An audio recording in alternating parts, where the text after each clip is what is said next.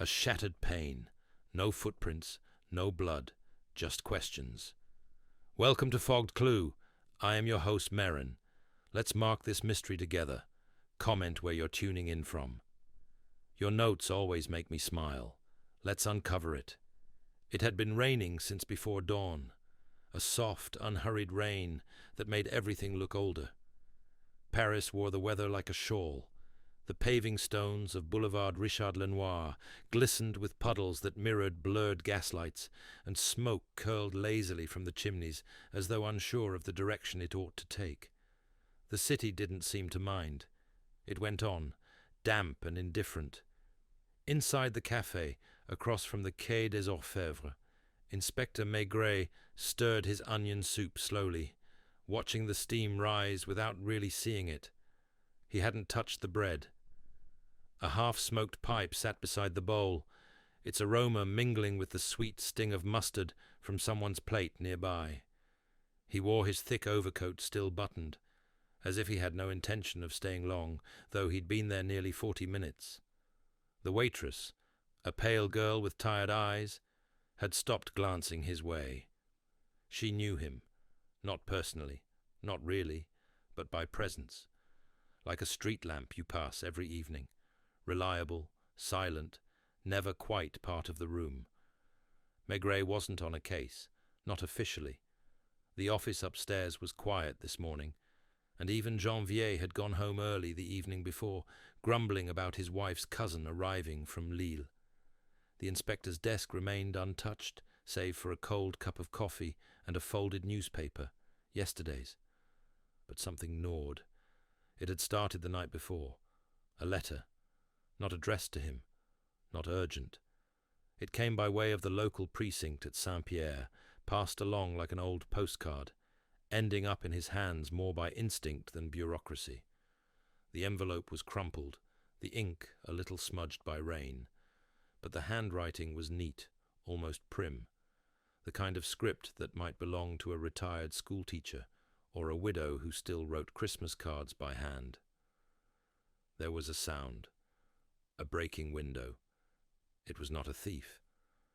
I think someone wanted to be seen. Please don't come with sirens. That was all. No name. Just an address in the 18th arrondissement, tucked beneath the footnote of the city. Rue de la Providence, number 17, near Saint-Pierre. Maigret had never liked that street. It always smelled faintly of mildew and boiled cabbage. He read the letter again at the café table, turning it over slowly in his hand, as though expecting a second message to appear. It hadn't. Still, he hadn't thrown it away. He finished the soup with absent motions, paid with coins already in his coat pocket, and stepped back into the drizzle. The rain, thin as thread, tickled the brim of his hat. Somewhere in the Seine, a barge horn sounded. Low, tired. His boots found the rhythm of the city without thought. He didn't hail a taxi. He didn't call for backup. He walked. It was mid-morning by the time he reached the 18th. The air here felt heavier, though it might have been his mood, or the letter in his coat, or just the way the rain pooled slower on the cobbles. Number 17 was a narrow building of pale stone, one shutter stuck halfway, as if unsure whether to hide or peer out. A grocer's shop occupied the ground floor, closed. A bell above the door had come loose and lay rusting in the gutter. Maigret stood across the street for a moment, watching the windows. None were broken. A boy passed by on a bicycle with squealing brakes.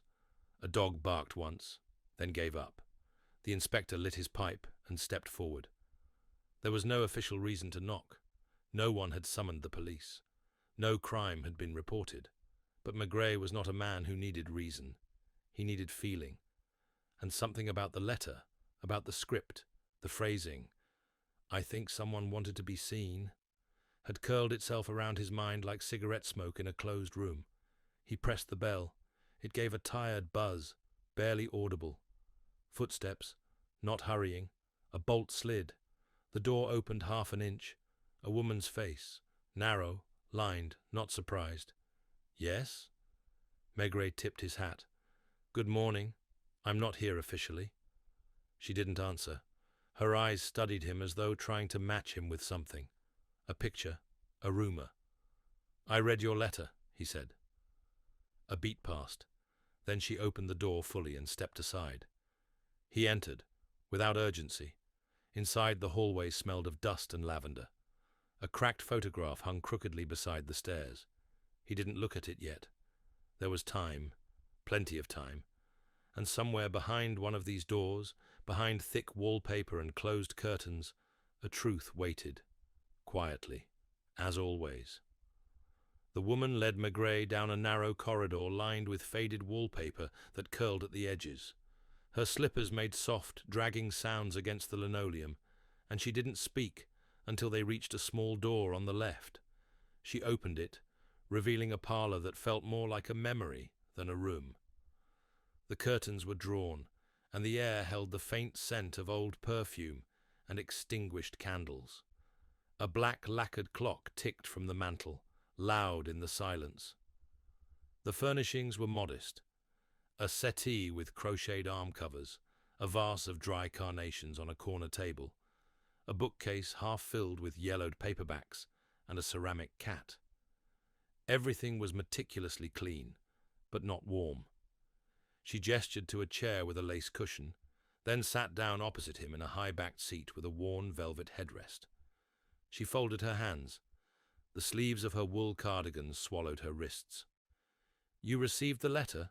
she asked at last, her voice faintly hoarse, not from age, but from disuse. Maigret nodded, removing his hat and resting it gently on his knee. He lit his pipe again, though he didn't smoke it. The ritual soothed people more than words sometimes did. "You didn't—" "Sign it," he said, watching the woman over the rim of his eyes. She looked toward the curtained window, as if expecting to see rain beyond the cloth. "I thought you wouldn't come if I did." "That depends on the name. I'm Madame Duchesne. My husband ran a tailoring shop here years ago. He's gone now." Maigret nodded, accepting the name. The past always lingered in rooms like this, stitched into upholstery and hinted at in shelf dust. "You heard a window break?" She nodded. "On Monday night, just after midnight. I was in bed, but I wasn't asleep. My husband used to snore terribly, and now I've never quite unlearned the habit of staying half awake. I heard it clearly. A sharp sound, glass breaking, but not in anger." Maigret tilted his head slightly. "Not in anger?" She gave a tiny, tight smile. There was no shouting, no rush of feet. It was too clean, like a gesture. He said nothing, only tapped the bowl of his pipe lightly against his thumb. "I went to the window but didn't see anyone. The street was empty. You called no one." She hesitated. "Number it didn't feel like something I should announce. I don't like police cars here. Not with lights. Not anymore." "There's been trouble in this house?" A pause. "Not real trouble. Just shadows." She rose slowly, as if deciding something, then moved to the window and pulled back the curtain. Grey light slipped into the room. Maigret stood and joined her. She pointed across the small courtyard at the back wing of the building. On the third floor, one window had been hastily patched with cardboard and tape. It sagged inwards with the weight of the rain. "That," she whispered, "it used to be Madame Poiret's room." "Used to be. She died last month. Heart failure. A kind woman. Too gentle for the city, I think." Maigret watched the sagging cardboard and let the silence grow. "Someone's moved in since?" he asked. She nodded. "A young man, quiet, polite, paid a month's rent in cash to the caretaker. I've seen him twice, always in the evening. He keeps to himself." "You remember his name?" "Joubert. At least that's what he signed in the book downstairs. I haven't spoken to him." "Has he said anything to anyone?" "Only to the concierge, I imagine. But Madame Pernod doesn't like to be bothered with gossip." Maigret nodded again. He turned toward the doorway. "Would you mind if I spoke to her?" She's in the cellar now. Sorting post, Madame Duchesne led him back into the hall, down a second flight of stairs, and into a damp-smelling corridor where the walls narrowed and the light flickered. A faint humming rose from behind a half-open door. Inside, an elderly woman sat at a folding table sorting envelopes into rows. She wore fingerless gloves and had a pencil tucked behind her ear. She glanced up, scowling. "If this is about the plumbing, I've already spoken to the—" Agency Maigret showed her his identification with a nod. Her expression flattened. "I'm not here officially," he said, repeating the phrase like a charm. "I just had a question about one of your tenants. A Monsieur Joubert?" The concierge exhaled through her nose. "Third floor. Moved in 3 weeks ago. Paid cash. Said he was waiting for some documents. Seems nervous, if you ask me. But respectful." "Nervous?" She shrugged. "Looks over his shoulder a lot. Doesn't keep a schedule. I don't ask questions. I just hand over the keys and keep my hallway clean." "Did he mention where he came from?" "He said Nancy, but he didn't say it like someone born there. More like someone who picked it out of a hat." Maigret gave a faint smile. "May I see the entry he made in the guest book?" She handed over the thick brown ledger. Maigret turned to the latest pages. The handwriting for Joubert was indeed neat, but too neat. A practiced false hand, perhaps. The address listed was simply visiting Paris, temporary. He closed the book. "Has he asked for repairs? Mentioned the broken window?" "Number. In fact, I only noticed it yesterday. He didn't come down. I think he patched it himself."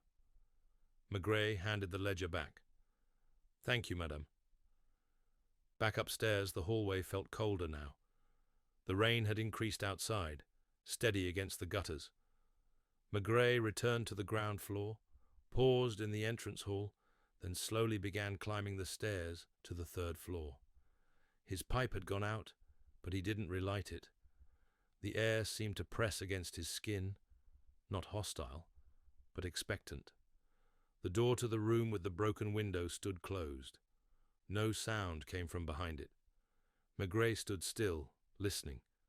The faint creak of wood, the whisper of wind. He raised his hand and knocked once. Silence, then footsteps, slow, hesitant. The door opened a few inches. A pale face appeared. Mid-20s, eyes large and ringed with sleep. Clean-shaven. The young man's hair was damp, his shirt open at the collar. "Yes?" Maigret studied him a moment, then held out his hand. "Good morning. My name is Maigret. I'd like to ask you a few questions." The young man didn't blink, just stood still. Then, slowly, he nodded and opened the door wider. "Of course," he said, and Maigret stepped inside. The room was colder than the hallway, and Maigret noticed at once that the patched window let in a slow, steady draft. The cardboard fluttered faintly with the rhythm of the wind. There was a single suitcase near the foot of the bed, closed but not locked, and a brown coat draped over the only chair. A small enamel basin sat on the nightstand beside a folded towel. The room smelled of damp clothes and the metallic tinge of radiator heat that never quite warmed anything. The young man stepped back to let Maigret in, then closed the door quietly behind them. His movements were not frightened, but measured, the kind of care someone takes when they have too many thoughts crowding their head. "I'm sorry," he said, as if the words had been waiting behind his teeth. "I didn't know I'd caused a disturbance." Maigret shook his head slowly. "You haven't. I'm not here officially, as I said downstairs, but there was a letter, an anonymous one. It mentioned the broken window." The young man's eyes flicked to it instinctively, then away again. He nodded. "It broke on Monday. I should have reported it." "May I ask how it happened?" "I dropped something," the man said, but his voice lacked conviction. "A vase. I knocked it over. It hit the frame. The glass cracked and gave way. I was trying to put up a shelf." It was clumsy. Maigret didn't challenge the explanation. He moved toward the window, inspecting the makeshift patch. The cardboard was from a wine crate. The tape was uneven, as though applied in haste. No glass on the floor. The young man hesitated. I cleaned it immediately. No cuts on your hands? There it was. The pause. A fraction too long. The young man clasped his hands behind his back, his fingers twitching. Number I was lucky. Maigret nodded and turned away from the window. He moved slowly, not pressing, not probing, simply occupying space, the kind of presence that lets silence become something heavier than questions. "You're Monsieur Joubert?" he asked softly. The man nodded. "Yes." "You're from Nancy?" "Yes." "You live alone there?" Another nod. "And you're here in Paris for—" "I needed time. I've been unwell. Nothing serious, just tired. The countryside makes a man feel useless sometimes. I thought Paris might shake the fog out of my head." Maigret made a small sound in his throat, something between sympathy and doubt. "What was your profession?" "I worked for my uncle. He owns a stationery shop, mostly ledgers and accounting forms. I handled invoices." "And your uncle knows where you are?" "He does. I wrote him last week." Maigret didn't ask to see the letter. He moved to the chair, motioning for the man to sit on the edge of the bed. Joubert obeyed. His hands lay flat on his thighs now, as if trying to appear calm. "Forgive me, but you don't seem like a man breaking away for the first time," Maigret said.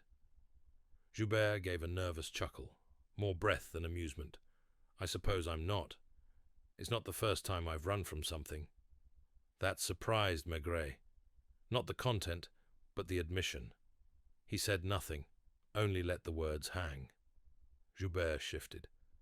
"There was a girl, in Nancy, but I ended it, or she did. It's hard to say. These things collapse without a clear point of failure." Maigret tapped the stem of his pipe gently against his thumb again. "Love often makes men restless." "She wasn't what I thought," Joubert murmured. "Few people are." The silence stretched, but this time Joubert didn't rush to fill it. That too told Maigret something. "You haven't been out much," the inspector said after a moment. Joubert's shoulders lifted, then sank. "There's not much to go out for. Even less when one doesn't wish to be seen."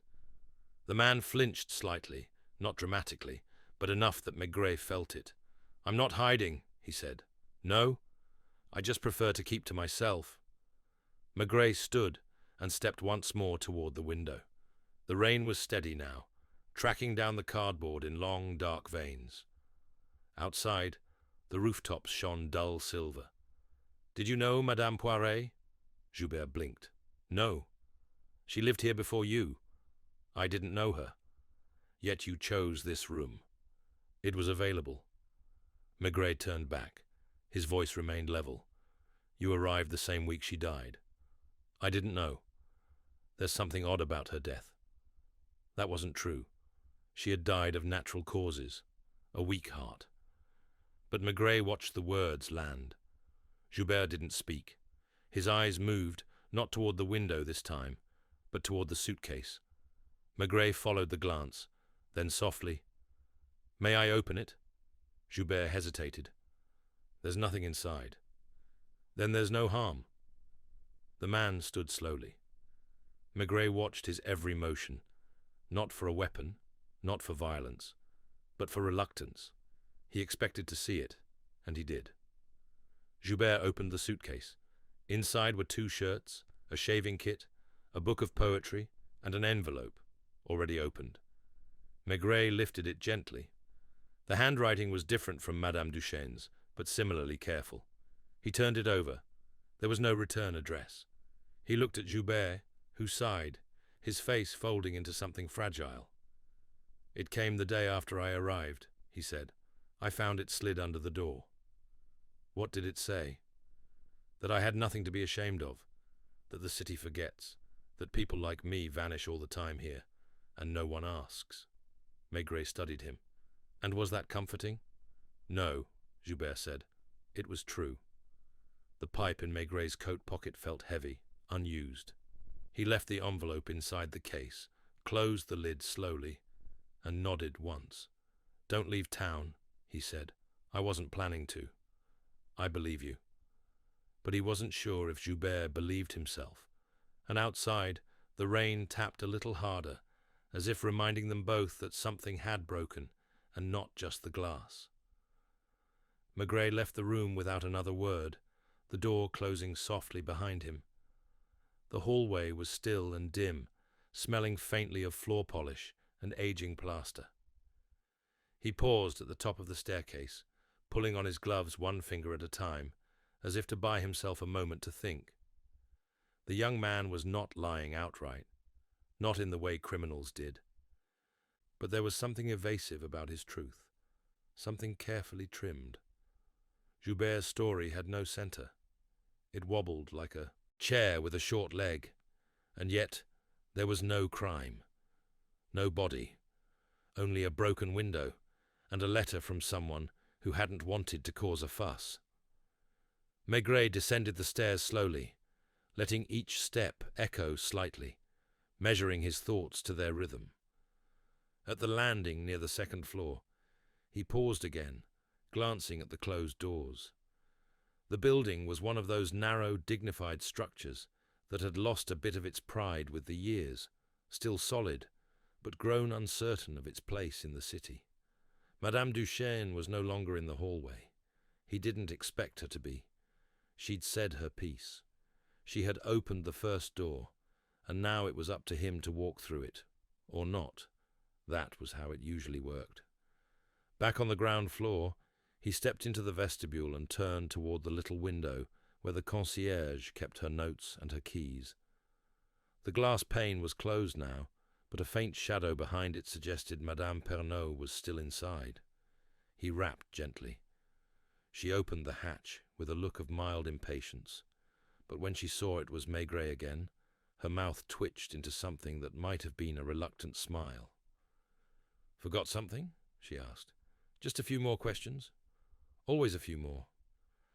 "Has anyone else in the building spoken to Monsieur Joubert?" "Not that I know of. He keeps to himself. Goes out late, comes back later." "Anyone visit him?" She frowned. "Number. At least I haven't seen anyone. But then again, I don't stand by the door with a notebook." "Number, but you notice things." Her face softened slightly. "He's the type who tries not to be noticed. But people like that, they always are. Something in the way they listen.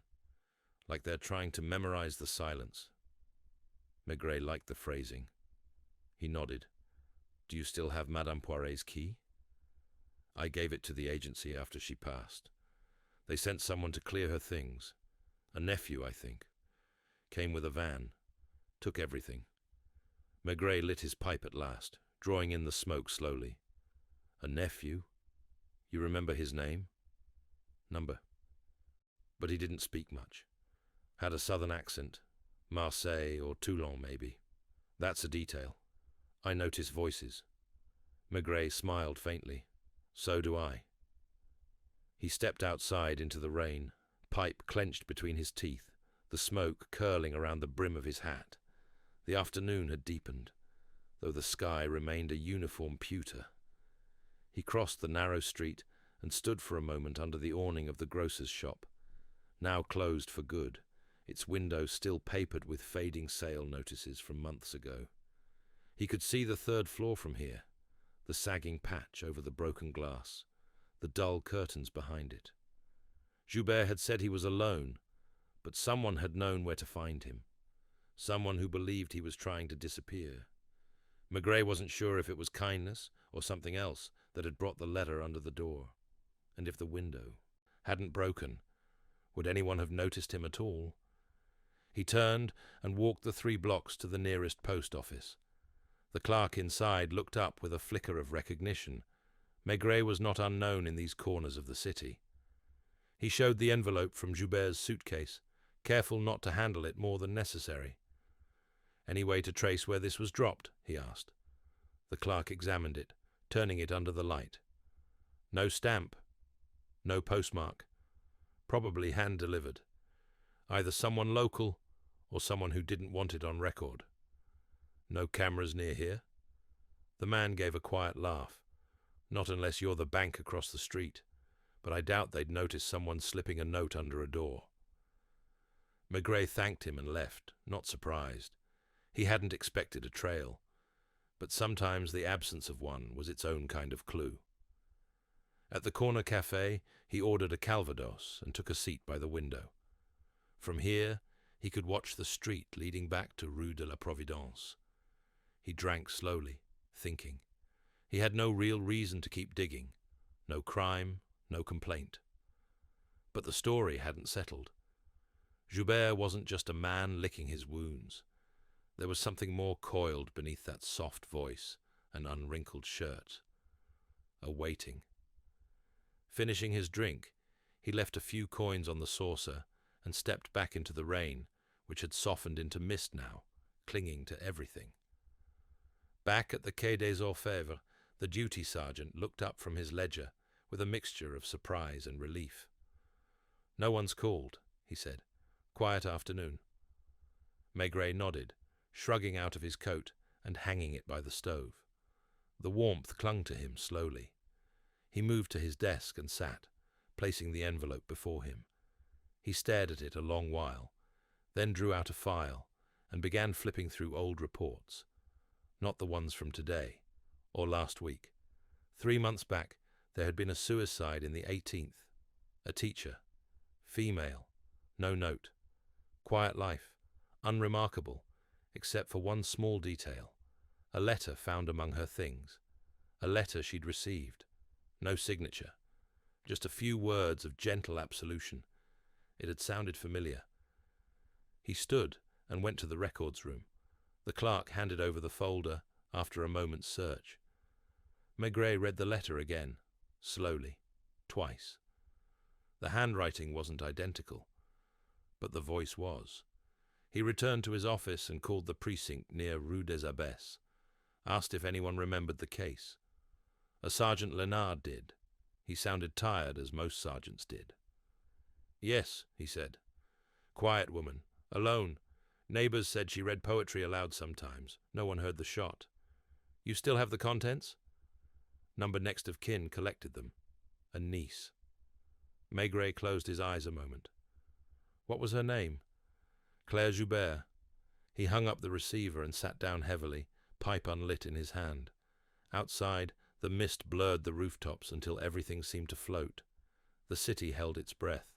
And, somewhere in the quiet room at number 17, a young man waited with his suitcase packed, not to flee, but perhaps to be found. The room was quiet, except for the slow creak of the chair beneath Maigret as he leaned back, the weight of the realization settling like mist across his thoughts. Claire Joubert, a niece. The same name as the young man upstairs on Rue de la Providence. He wasn't certain yet, not entirely, but his instincts had shifted, aligned. Something fragile sat just beneath the surface now, waiting to be unearthed, not violently but gently, like the corner of an old photograph discovered beneath a drawer lining. Maigret let the room return to stillness. The letter in the suicide case had not been the same handwriting as the one Joubert had shown him, but the voice was too similar, too deliberately soothing. Not the sort of note that came from an ordinary well-wisher. There was something practiced in it, as if the writer had done this before, had taken to offering quiet exits, soft dissolves into anonymity. He reached for the phone again, this time calling a clerk he trusted. Duval, a wiry man with a memory like a filing cabinet, and fingers that could extract meaning from handwriting where others saw only loops and curves.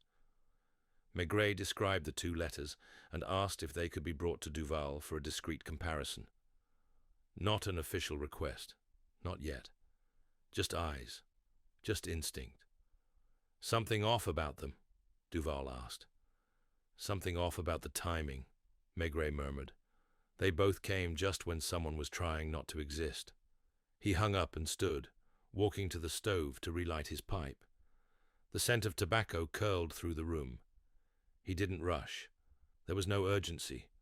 Only the rain, the mist, the quiet places where people slipped through the cracks of their own lives. He went back out into the city. Rue de la Providence looked the same, its windows dim and grey, the grocer's storefront unchanged. He didn't go to number 17 at once. Instead, he crossed the street and rang at number 19, a taller building with flaking blue shutters and a concierge known for peering out through half-drawn curtains. Madame Bérard answered the bell, hair wrapped in a scarf, eyebrows arched as if perpetually waiting to be offended. "You're not with the rent board, are you?" Maigret smiled faintly. "Number, but I'm looking into something nearby. You've lived here long?" "Since the flood of 18. Then you've seen tenants come and go across the street." She sniffed. "That building's like a weather vane. People swing in from the provinces, don't last the winter, and the ones who do, well, they keep to themselves." Maigret leaned against the doorway lightly, as if not intending to impose. "Do you remember Madame Poiret?" "Skinny woman. Always wore gloves. Died in her sleep, they said." "Ever see her with visitors?" The concierge shrugged. "Sometimes. Not often. But there was a girl who came on Sundays. Fair-haired. About 25. Maybe a bit more. Looked nervous, as if she didn't want to be seen. I assumed it was a niece or a helper." Maigret nodded. "You wouldn't happen to recall how long ago the visit stopped?" "Last autumn, I think, before the cold set in." That fit.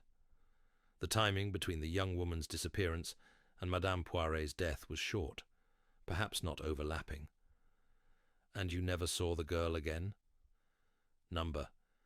But I remember her name was Claire. She signed the visitor's book once when the old lady was out. I let her up." Maigret thanked her and returned to number 17. This time, he climbed the stairs with purpose, stopping once at the second-floor landing, where a crack in the wall showed a trickle of water staining the plaster. He noted it absently, the sort of slow damage that mirrored other things in the building, silent, unreported. At the third floor, he knocked. The door opened almost immediately, as if Joubert had been standing just beyond it. His expression didn't change at the sight of Maigret. "I thought you might come back," he said. "I usually do." Maigret stepped inside without waiting for an invitation. The room hadn't changed, but Joubert had, subtly. He looked more composed, not less, as if he'd made peace with something. Maigret sat down in the same chair as before and didn't speak for a while. The silence, as always, did most of the work. Joubert finally spoke. "You've figured something out." "I've begun to." Joubert folded his hands. Maigret kept his voice low. "Your name isn't Joubert." The young man didn't answer, but his throat worked as if swallowing something dry. Maigret continued. "You had a sister, Claire, or someone very close." Now there was movement, the slightest lowering of the head, the soft sag of the shoulders. "She died 3 months ago. Took her own life. Left behind nothing but a quiet room and a letter from someone who told her she wasn't to blame." Joubert spoke without lifting his eyes. "She was always too soft. She believed what people said. Not their words, but their tones. She could hear cruelty where others missed it." "She lived alone?" He nodded. "And you?" "I was away, in Lyon, working. She wrote me often, but not about herself. Just small things. Weather. The cat. She didn't tell you she was afraid?" "Number. But I saw it in her letters. The pauses. The lack of detail." Maigret drew on his pipe, the smoke curling toward the damp window. "She stayed once at Madame Poiret's flat. Is that right?" "For a while. Madame Poiret was a teacher once. She took Claire in when she had nowhere else to go." "And after Claire died, you came here?" "To find the person who wrote the letter." Maigret looked at him now, fully. And did you? I don't know. But I thought, maybe if I waited here long enough, he'd come back. Or she would. Someone would. Because that letter, it wasn't the first. Claire showed me one like it years ago when she was still strong. She thought it was comforting. A stranger telling her she wasn't alone. I thought it was poison. Maigret nodded slowly. You broke the window. Joubert's voice was steady. Yes. Why? To get someone's attention. Yours, maybe. Or his. Or hers. I didn't want to disappear like she did. Maigret rose quietly. He crossed to the suitcase again, opened it, and looked at the letter once more. The kind of paper you could find in any tabac. The ink standard, but the tone, carefully rehearsed compassion. It sounds like kindness, Maigret said. It's a lie, Joubert whispered. People want to be let go, but only when they think no one will pull them back. Maigret said nothing for a long time. The pipe had gone out again. I need you to come with me, he said finally. Not because you're in trouble, but because I think we need to look at this together. Joubert nodded, already rising, already calm. Outside, the mist had thickened again. The city swallowed its secrets slowly. But today, at least, one voice would be followed to its end, quietly and without sirens. They walked side by side through the soft drizzle, neither hurrying nor speaking.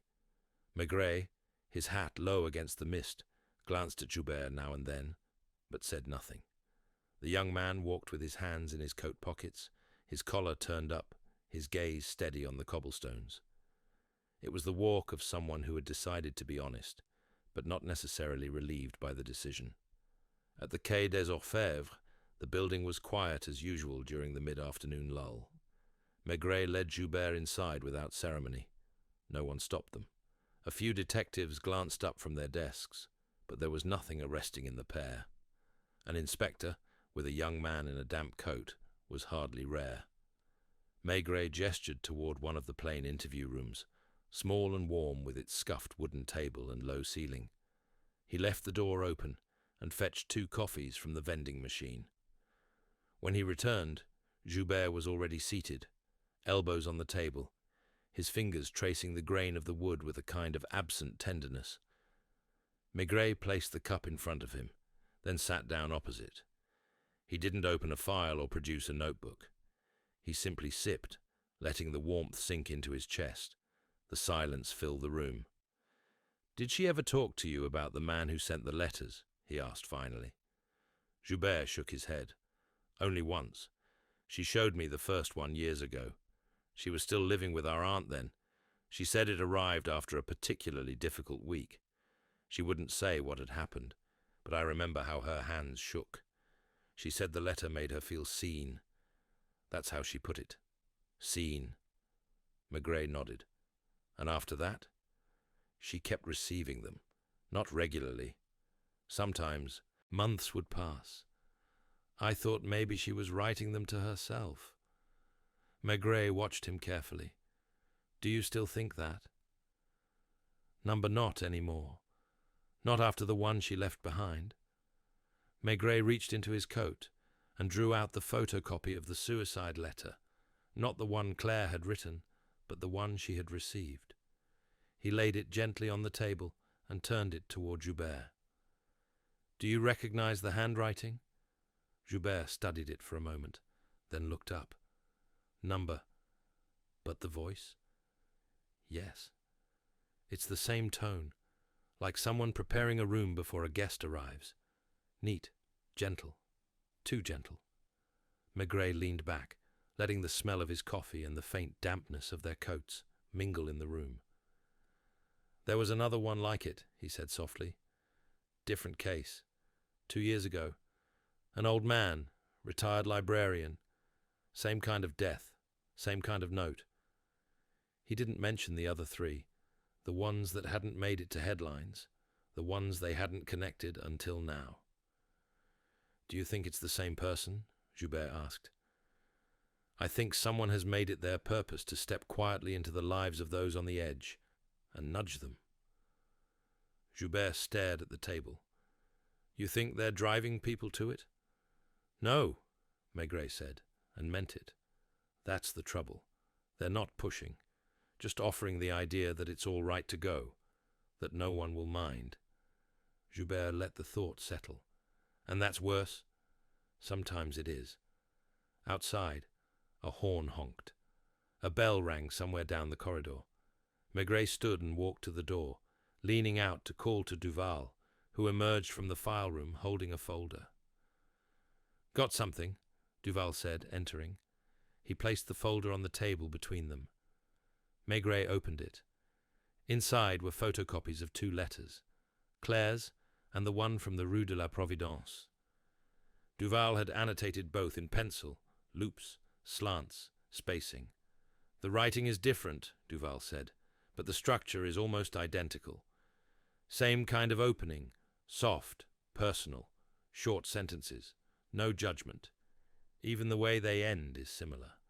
A small flourish on the final word, like a ribbon. Joubert didn't speak. His eyes moved between the pages, as if seeing some private correspondence laid bare for the first time. There's one thing more, Duval added. The paper, that fine stock cream with a slight sheen. I found a supplier, a stationery shop near Montparnasse, specializes in imported papers, small batches, keeps a buyer log. Maigret's eyebrows rose slightly. And the name listed for that particular batch last winter was Monsieur Reynaud, paid in cash, left no address. But the clerk remembers him. Why? Because he always wore gloves, even indoors. That landed. Joubert sat back in his chair, his breath audible now. Gloves, he said softly. Claire mentioned that once, said her letter smelled faintly of cedar, like a drawer where gloves were kept. Maigret nodded. Do you think you'd recognize him? I never saw anyone, but I'd like to try. That was enough for Maigret. He rose, collecting the papers, and nodded to Duval. Get me the buyer log, and see if the clerk is willing to describe him again. He turned back to Joubert. You'll stay here a while? I will. Not for long, but just enough. Maigret stepped into the hallway. The air was warmer out here, filled with the usual paper, coffee, and a trace of shoe polish from the cleaner's cart. He moved slowly back toward his own office. There was no villain in this story, not in the usual sense. No blackmail, no money. Just someone who believed they were helping, soothing, guiding the despairing toward a peaceful end. Maigret thought of Claire's hands shaking as she read the letter, of the cardboard window, of the wine crate torn apart, not out of rage, but out of need. And he felt the slow, steady ache behind his eyes that came not from age, but from seeing too much softness used the wrong way. He sat down heavily behind his desk and looked out the window. The rain had stopped, but the street still glistened, like a promise not quite broken. Not yet. By the time Maigret returned to the stationery shop on Boulevard Raspail, the rain had finally stopped. The sidewalk still shone underfoot, glassy with reflection, and the air smelled faintly of wet stone and autumn smoke. The bell above the door jingled softly as he stepped inside. It was a narrow, old-fashioned place, wooden shelves lined with embossed boxes, glass jars of pens, and ink bottles that shimmered under the yellow lamps. A radio played softly in the background, something orchestral and slow. Behind the counter stood a thin man with silver-framed spectacles and a dusting of chalk on his sleeves, as though he'd just been unpacking a new shipment. Maigret removed his hat and nodded. "Inspector," the man said, recognizing him at once. "You're back. Thank you for your help earlier." The clerk offered a patient smile. "I hope it helped. The gentleman you asked about, Monsieur Reynaud, he stood out. Not because he was strange, but because he seemed careful." "How do you mean?" "He didn't browse. He asked for a specific paper, the Belmont Ivory line. Imported. Not many requested. He chose it with the same care someone might choose a condolence card, not for appearance, but for tone. And the gloves? Soft leather, worn, not fashionable. He never removed them, not even to test the pen I offered. Maigret nodded. Did he say what the paper was for? The clerk shook his head. He said very little, but he paused before leaving, as if considering whether to explain himself. Then he simply said, "Some words should only travel on the right paper." And he left. Maigret considered that a moment, then opened his notebook and turned it around. "I'd like you to look at this list of handwriting samples. All from public records. Nothing private. Does anything resemble the signature he left when he purchased the paper?" The man took his time, studying the page under the lamp. After a minute, he tapped the third sample down. "This one. It's not identical, but the flow of the G, it curves back the same way. And the angle of the T's crossbar. It's delicate, deliberate." Maigret turned the notebook back toward himself. The name was Gilles Renaud, a former postal clerk who had taken early retirement on account of personal fatigue, a phrase that often meant nothing and everything at once. "Did you happen to catch where he went after leaving here?" Maigret asked, already knowing the answer. The clerk smiled apologetically. "Number he walked east. That's all I recall." Maigret thanked him and left the shop, slipping his hands into his coat pockets as he walked. The sky above Paris had turned a lighter grey, and the Seine shimmered like a bruised mirror as he crossed the footbridge toward the 5th arrondissement. Gilles Renaud. No address, no record of employment since his early pension. But not invisible either, not entirely. The people who didn't want to be noticed were often the ones who left traces only in feelings, gestures, paper, and silence. At the Quai des Orfèvres, Duval was waiting. "We got the file," he said, lifting a thin folder in his hand. "Renaud, Gilles, born 1942, served 25 years at the Central Sorting Office near Dunfert-Rochereau. Took early retirement 5 years ago. No children, no spouse. Lived in a small apartment in the 13th. Still listed there?" Duval nodded. "Rents paid through a small private pension and a family account.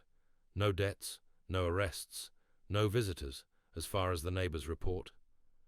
Maigret took the file and flipped through it. A photograph clipped to the front. A man in his 60s, narrow face, small moustache, eyes that didn't meet the camera. There was nothing threatening in him, nothing that demanded attention. And yet... "Let's pay him a visit," Maigret said quietly. The apartment building on Rue Corvisart was unremarkable, one of those post-war blocks with pale concrete walls and too many buzzers. The hallway smelled of floor wax and boiled onions. A thin woman with a shopping bag stepped aside politely as Maigret passed, but said nothing. Apartment 4C was at the end of the corridor, facing a quiet courtyard. Maigret pressed the bell. From inside, no sound. He waited a moment, then knocked. A pause, then a faint shuffle. The door opened halfway, held by a chain. A man peered through, the same face from the photograph. His hair was neater now, but the eyes hadn't changed. "Yes?" Maigret showed his card. "Inspector Maigret. May I come in?" Renaud looked at him calmly. No alarm, no confusion. Just a long, thoughtful silence. Then the chain was unhooked, and the door swung, open. The apartment was immaculate. Bookshelves lined the walls. The curtains were drawn, though the day outside was not yet over. A desk sat beneath the window, with envelopes neatly stacked beside a fountain pen and a blotter. The Belmont ivory paper was unmistakable, its slight sheen catching the light. "Would you like tea?"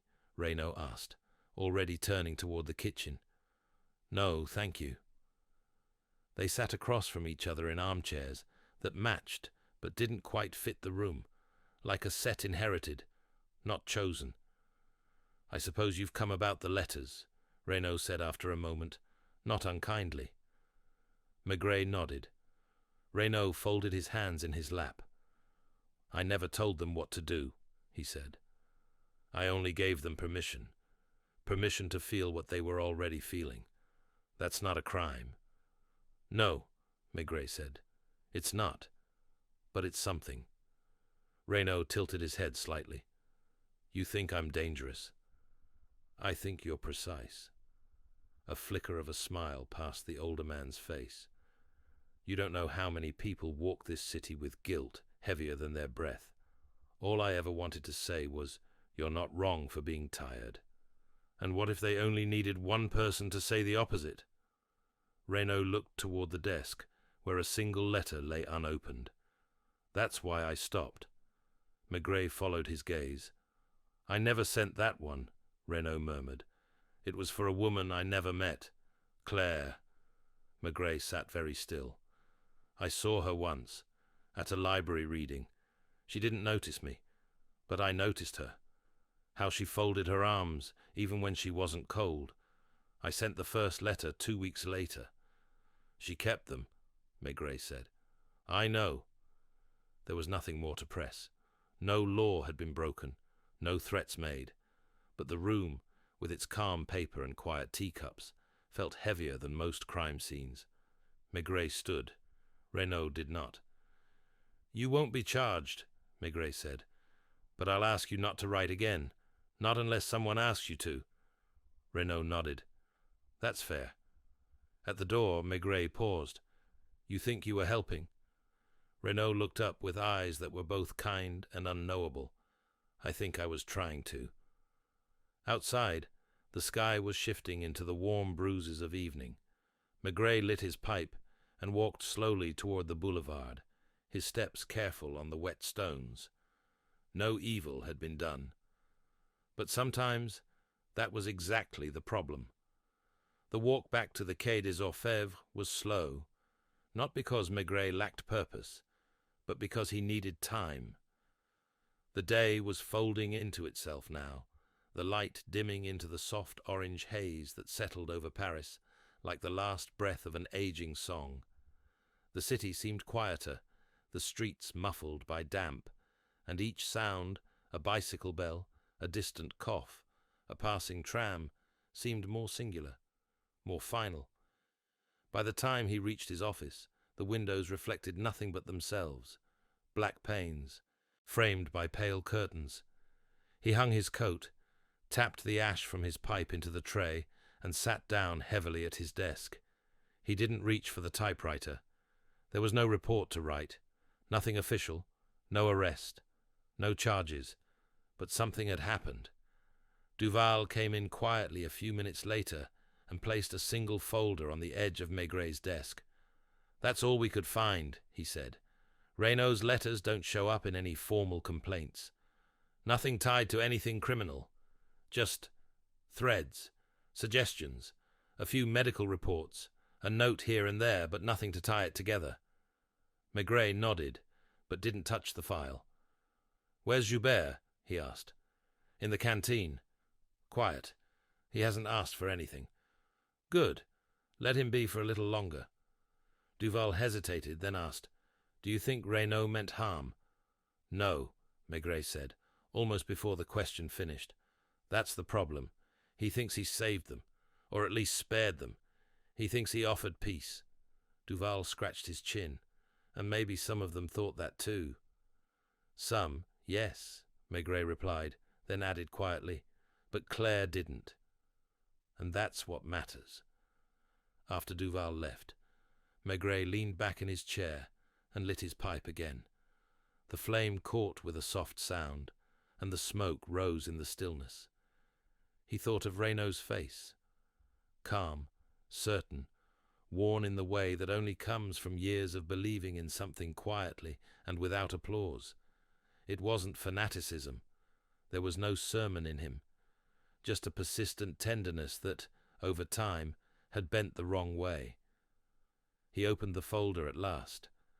Among the clipped reports and photocopies was a handwritten note from a nurse at a rehabilitation center in Montreuil. Dated 4 years prior, it described a man who visited patients with no family, brought books, asked no questions, left handwritten notes for the staff to read aloud to those too tired to speak. A kind man, she'd written, very still.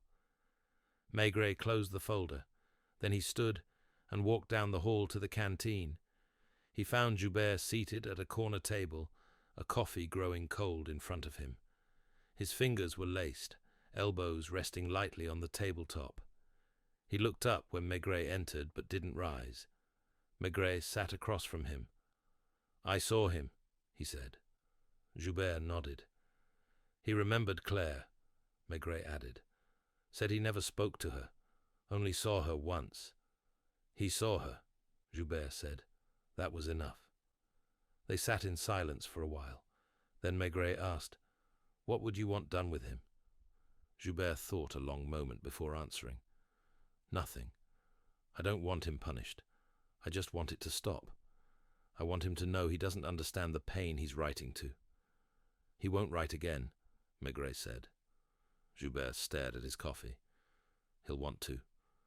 "Yes, but now he knows someone's watching. That changes things." There was a long pause. Then Joubert looked up, his eyes not angry, but tired. She thought she was a burden. That's what the letters told her, kindly, gently, that her silence would be a gift to others, that vanishing was an act of grace. Maigret nodded slowly. She needed someone to contradict that. "She needed you," Maigret said.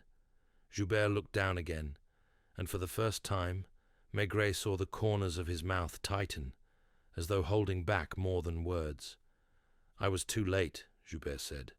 "No," Maigret replied gently. "You were on time for someone else." The young man breathed in deeply, then released it, slow and even. The kind of breath people take when something in them finally settles, even if it doesn't heal. "I'd like to go back tomorrow," Joubert said. "Not to stay, just to gather her things, the few that remain." Maigret nodded. "Take your time." They parted at the station doors. The street was darker now, and the air had grown heavier, but the rain hadn't returned. Joubert walked into the dusk, with his hands in his pockets, not hurried, not drifting, just moving forward, one step at a time. Maigret stood a moment, watching, before returning to his office. He pulled the curtains shut, not to block out the dark, but to close the day. On his desk, the last unsent letter still lay folded beside the folder. He reached for it slowly, unfolded it, and read it again. The words were soft, careful.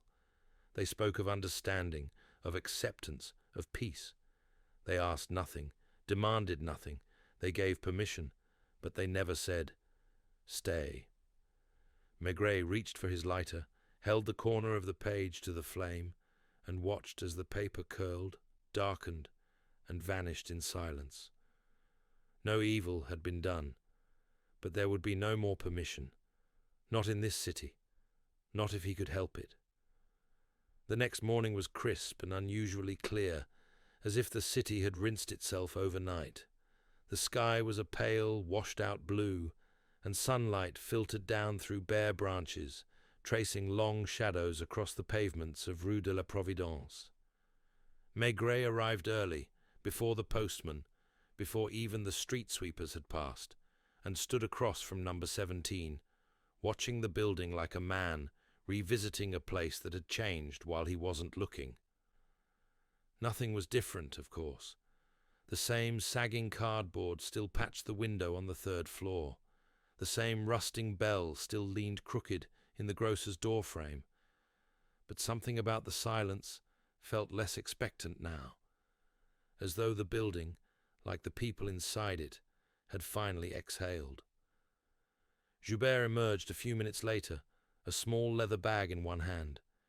His coat was buttoned to the collar, his hair damp from the sink, and he moved with the quiet finality of someone who had come only to do what needed doing. He paused when he saw Maigret, then crossed the street. "I didn't think you'd come," he said. "I wanted to be sure," Maigret replied. "Of what?" "That you'd leave whole." Joubert gave a short, rueful smile. "As whole as I came, I suppose." They stood in silence for a moment, then Maigret gestured toward the corner cafe, which had just opened its shutters. Inside, the tables were being wiped down, and the coffee machine hissed gently in the background. They sat at a corner table, and Maigret ordered 2 bowls of coffee without asking. When they arrived, steaming and dark, Joubert wrapped his hands around his cup, but didn't drink. "She had a notebook," he said quietly. "Claire. When we were younger, she used to fill it with sentences she overheard on buses, in cafes, at crosswalks, little fragments, half-finished stories from strangers." Maigret nodded, listening.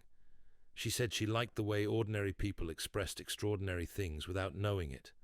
Like someone saying, 'I didn't mean to leave, I just kept walking,' and not realizing what they'd confessed." "Did she keep it?" Maigret asked. "She stopped writing in it eventually. Said the voices felt too close." He sipped his coffee, finally. "I found it this morning, tucked between the mattress and the frame. It's not full. The last page just has 1 sentence." He reached into his coat and drew out a folded paper. Maigret took it, smoothed it on the table, and read, "Someone is watching me kindly, but from very far away." He read it twice. Then he handed it back. "She knew," Joubert said. "Even before the letters began. She already knew how it would feel." Maigret looked out the window. The street beyond was beginning to stir. A flower seller dragging her stand into place, a boy in a scarf kicking a ball against the curb, a baker sweeping yesterday's flour off his stoop.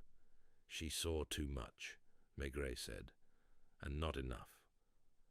They finished their coffee in silence. When Joubert stood to leave, he offered his hand.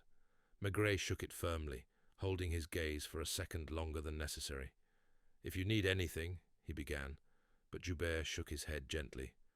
"I'll write," he said, "but only to someone who wants me to." And then he was gone, the bag swinging lightly at his side, his steps certain and unhurried. Maigret watched him turn the corner and didn't follow. Back at the office, the building was beginning to stir with its usual slow rhythm, doors opening, papers shuffling, the scent of ink and tobacco thickening in the air. Maigret passed his colleagues without pause and went directly to his desk.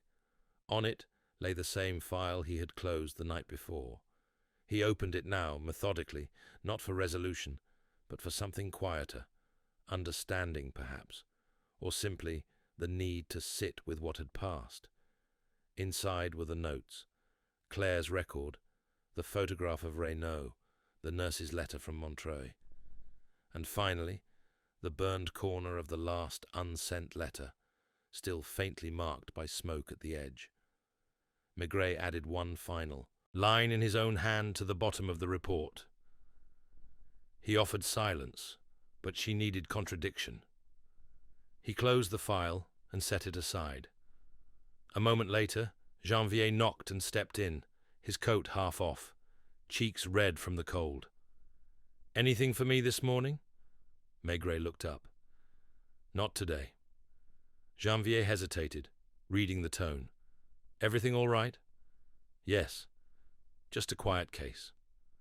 Janvier gave a respectful nod and backed out. Later, as Maigret stood at the window watching the Seine darken under the winter sky, he thought not of Renaud or Claire, nor even of Joubert, who by now was likely on a train heading eastward, his thoughts filled with things Maigret would never know.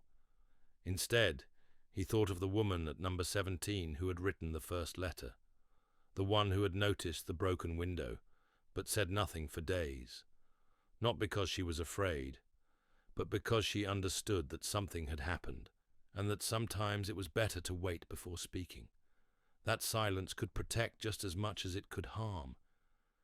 And it occurred to Maigret that in a city of millions, a mystery could begin not with a scream or a siren, but with a quiet sound at midnight, a single pane of glass breaking gently, not to let something in, but to let something go.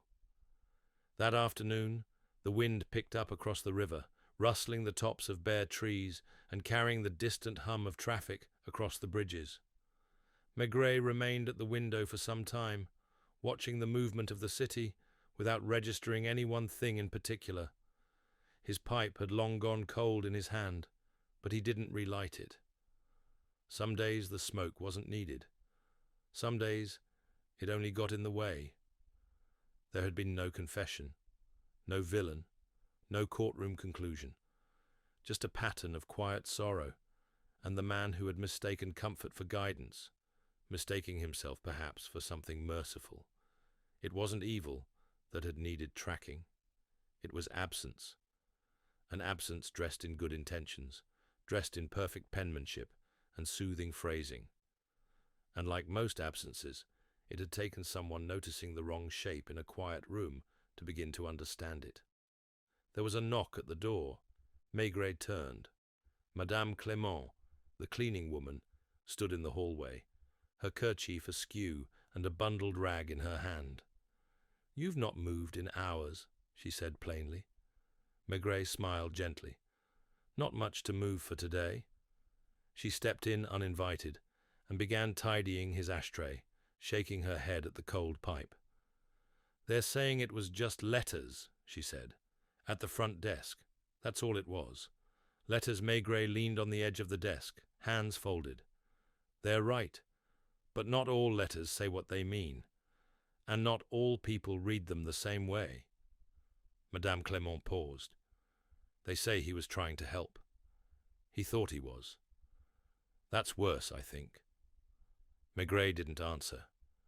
She emptied the trash bin, collected the coffee cup, and swept a few breadcrumbs from the corner of the table with her sleeve. When she left, she didn't close the door fully behind her. The silence that followed was not unpleasant, just unfinished.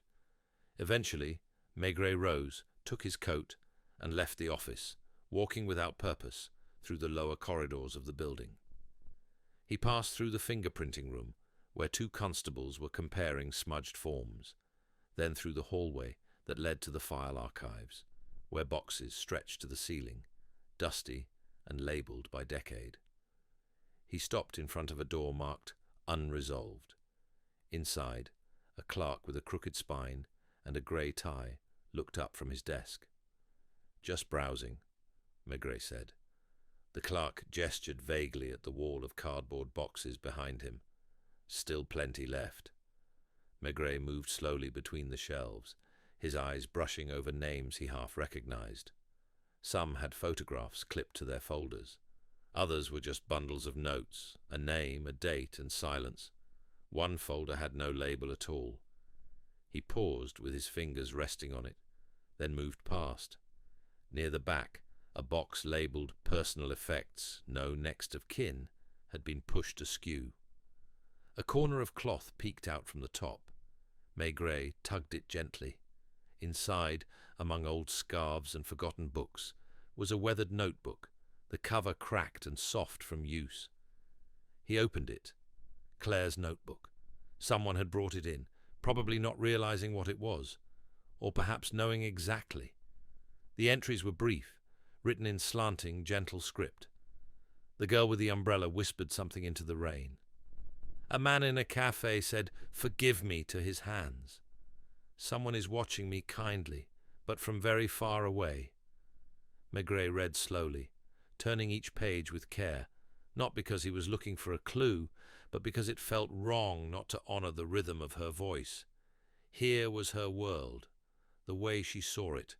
Small observations, unguarded moments, quiet confessions overheard in the ordinary world. It was a map of loneliness, yes, but also of attentiveness. She had been watching long before anyone noticed her absence. He closed the notebook and held it for a moment in both hands. Then he returned to the front desk. "I'll sign this one out," he said simply. The clerk didn't argue.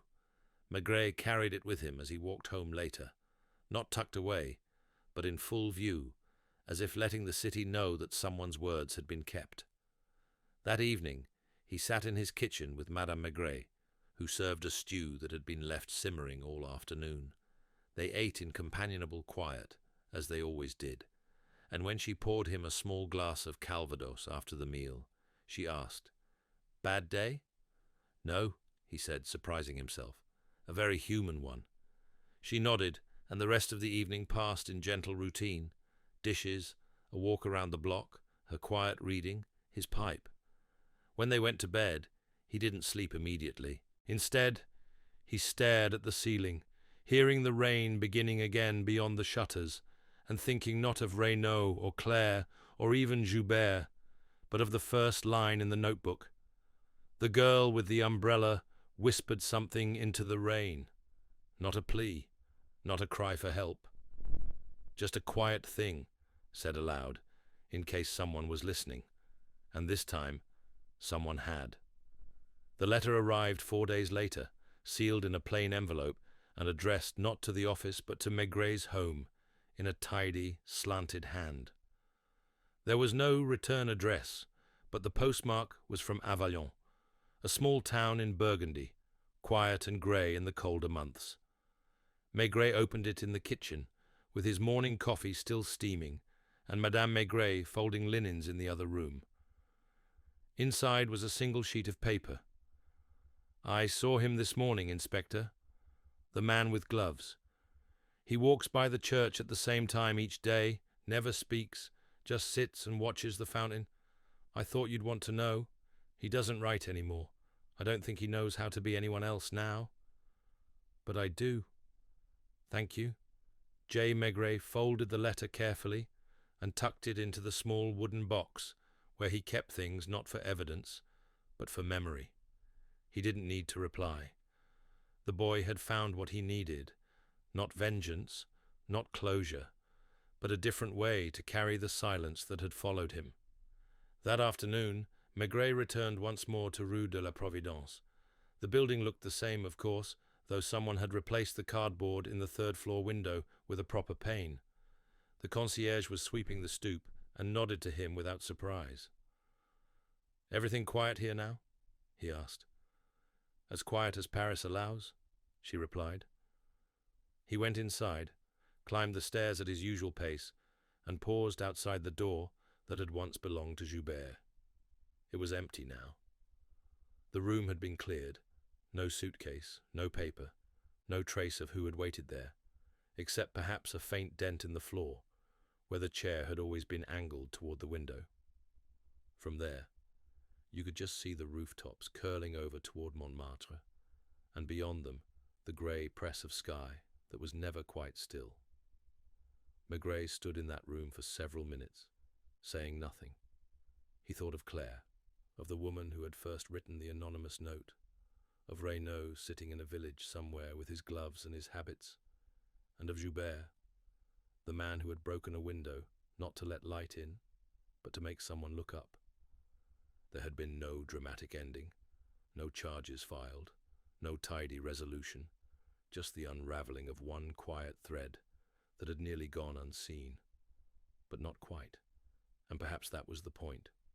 In the end, Maigret turned and left the room as it had been found, empty, clean, and echoing faintly with the things unsaid. On the street outside, the rain had returned. Thin, steady, the kind of rain that didn't drive people inside but made them pull their coats tighter and lower their heads. He lit his pipe beneath the awning, cupped the match carefully, and took in the first draw of smoke as a kind of punctuation. The world would keep turning. Letters would keep arriving. But perhaps now, someone would be listening more closely, not just Maigret, but those left behind, those still watching, kindly, and no longer from so far away, from so far away, from so far away, from so far away, from so far away, from so far away, from so far away, from so far away.